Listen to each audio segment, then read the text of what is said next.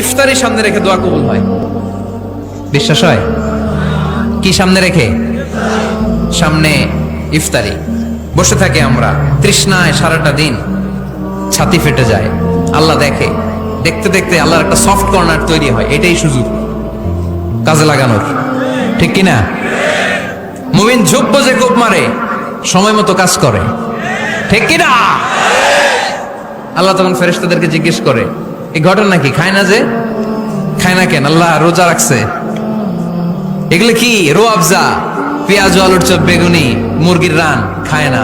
খায় না কেন? ওরা যে ক্ষুধার্ত, আল্লাহ আপনার ভয়ে। তাই কি চায়?